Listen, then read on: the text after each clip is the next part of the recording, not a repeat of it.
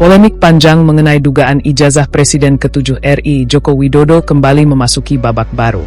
Kali ini perhatian publik tertuju pada penangkapan mantan Menteri Pemuda dan Olahraga, Roy Suryo, yang sebelumnya menjadi salah satu tokoh paling vokal dalam memperdebatkan keaslian dokumen akademik Jokowi. Perkembangan tersebut memicu reaksi dari tim kuasa hukum Roy Suryo. Mereka menilai proses hukum yang berjalan tidak bisa dilepaskan dari dinamika politik yang selama ini mengiringi polemik ijazah Jokowi. Kuasa hukum Roy Suryo, Ahmad Hozinuddin, menyampaikan bahwa pihaknya melihat adanya indikasi intervensi politik dalam penanganan perkara tersebut. Karena itu, mereka berencana menggunakan seluruh mekanisme hukum yang tersedia untuk menguji proses yang dijalankan aparat penegak hukum. Kasus ini sendiri bermula dari laporan terkait tudingan ijazah palsu yang ditujukan kepada Jokowi. Dalam proses penyidikan, Polda Metro Jaya telah memeriksa ratusan saksi dan melibatkan berbagai ahli, termasuk ahli pidana, ahli ITE, ahli bahasa, serta pemeriksaan laboratorium forensik terhadap dokumen yang menjadi objek perkara. Sebelumnya, penyidik menetapkan sejumlah tersangka dalam perkara yang berkaitan dengan penyebaran tudingan ijazah palsu. Nama Roy Suryo termasuk di antara pihak yang diproses hukum dalam kasus tersebut. Pihak kepolisian menyatakan proses hukum dilakukan berdasarkan alat bukti, keterangan saksi, serta hasil pemeriksaan para ahli yang dilibatkan selama penyidikan. Sementara itu, kubu Roy Suryo berpendapat bahwa perkara ini memiliki dimensi yang lebih luas karena menyangkut isu politik yang telah menjadi perdebatan publik selama bertahun-tahun. Perkembangan terbaru tersebut membuat kasus ijazah Jokowi kembali menjadi perhatian nasional. Sejak pertama kali mencuat, polemik ini tidak hanya menjadi isu hukum, tetapi juga berkembang menjadi perdebatan politik yang melibatkan berbagai kelompok masyarakat. Di tengah situasi tersebut, sejumlah pengamat menilai proses persidangan nantinya akan menjadi ruang paling penting untuk menguji seluruh argumentasi yang selama ini berkembang di ruang publik. Pengadilan akan menjadi tempat pembuktian terhadap berbagai klaim yang selama ini saling diperdebatkan.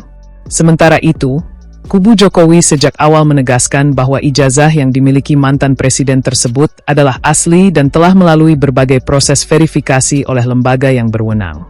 Di sisi lain, pihak-pihak yang selama ini mempertanyakan dokumen tersebut tetap mempertahankan pandangan mereka dan meminta proses hukum berjalan secara transparan. Dengan masuknya kasus ini ke babak yang lebih serius, perhatian publik kini tertuju pada langkah hukum berikutnya. Proses yang berlangsung tidak hanya akan menentukan nasib para pihak yang berperkara, tetapi juga berpotensi menjadi salah satu kasus politik dan hukum paling menyita perhatian dalam beberapa tahun terakhir. Untuk kepastian tentang alasan atau deskripsi alasan apa dalam surat penangkapan, sehingga perlu diambil upaya paksa, mengingat klien kami selama ini kooperatif. Bahkan kewajiban untuk melakukan wajib lapor selalu rutin dilaksanakan oleh klien kami. Dan dalih apapun yang dianggap sebagai dasar untuk melakukan proses penangkapan, menurut kami tidak terpenuhi baik secara objektif maupun secara subjektif.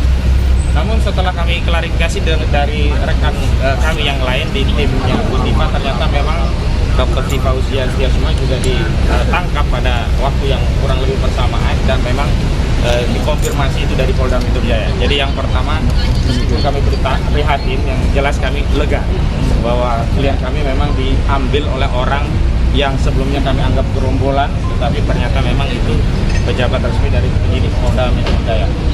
Dan perlu kami sampaikan bahwa di dalam KUHP, jadi Undang-Undang Nomor 20 Tahun 2005, memang penyidik pembantu diberi kewenangan untuk melakukan upaya paksa berupa penangkapan 1x24 jam untuk menghadapkan seorang tersangka di hadapan penyidik untuk diambil keterangannya dalam proses pemeriksaan.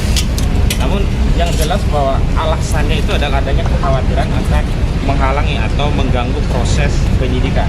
Dan kita tahu penyidikan ini kan sudah di ujung, sudah dikatakan akan tahap 2, sudah dikatakan bahkan disebut sebagai P21. Lalu menghalangi penyidikan yang macam apa sehingga itu dijadikan dasar? Karena tadi kami melalui kuasa hukum kami yang lain sudah komunikasi dengan Pak Roy saat pendampingan di pemeriksaan. Salah satu alasannya adalah karena dianggap menghalangi proses penyidikan, begitu. Dan penyidik tidak berani menyampaikan itu kepada tim kami langsung, tapi diminta untuk ditanyakan kepada Pak Roy karena saat melakukan penangkapan sudah dijelaskan tentang dasar dan alasan dari penangkapan tersebut. Lalu kami bertanya-tanya apa yang dimaksud dengan menghalangi dan apakah syarat subjektif dan objektif sebenarnya diatur di dalam KUHP bagi proses untuk penahanan juga diadopsi dalam konteks upaya paksa, jemput paksa ini ya. Karena ada upaya hukum yang sifatnya paksaan, yang pertama penangkapan, yang kedua penahanan. Dalam konteks penahanan memang ada objektivitas dari pasal yang dikenakan itu memenuhi, karena klien kami ini dipaksakan ditetapkan tersangka dengan ketentuan pasal 32 dan 35 Undang-Undang Informasi dan Transaksi Elektronik yang ancaman pidananya maksimum 12 tahun penjara. Artinya secara objektif memang kemudian terlepas kita beda pendapat tentang apakah unsur atau tidak, penyidik berwenang. Tetapi secara subjektif, ketika penyidik tidak melakukan penahanan pada saat pasca ditetapkan tersangka, itu mengkonfirmasi secara objektif memang kasus ini tidak layak untuk ditahan, dan itu mengkonfirmasi memang tersangka klien kami. Betul, yang namanya 99,9 ijazah itu palsu. Nah, karena itu sekali lagi kami protes keras terhadap penangkapan dan penahanan ini, apalagi dilakukan ketika Dr. Tifa hendak ujian disertasinya, seminar hasil. Pukul 8 dia mau ujian, pukul 7 dia ditangkap.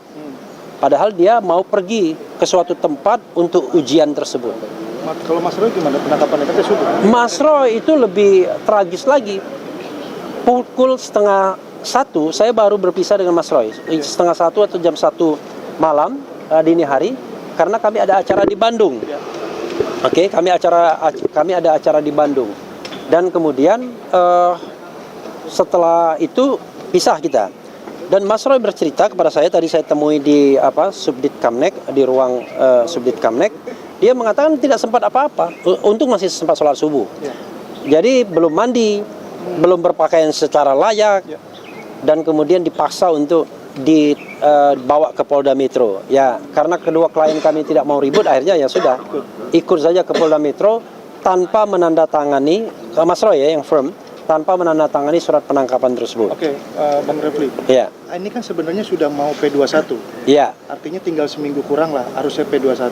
Kenapa tiba-tiba Polda tiba-tiba menangkap? Alasannya apa tadi? Ada pertemuan? Atau ada obrolan? Kita kan nggak bisa. Ya, kita kan nggak bisa kemudian menanyakan kepada pihak yang hanya melakukan perintah. Kalau dia mengatakan, salah seorang penyidik mengatakan, ya kami cuma melakukan perintah bang katanya.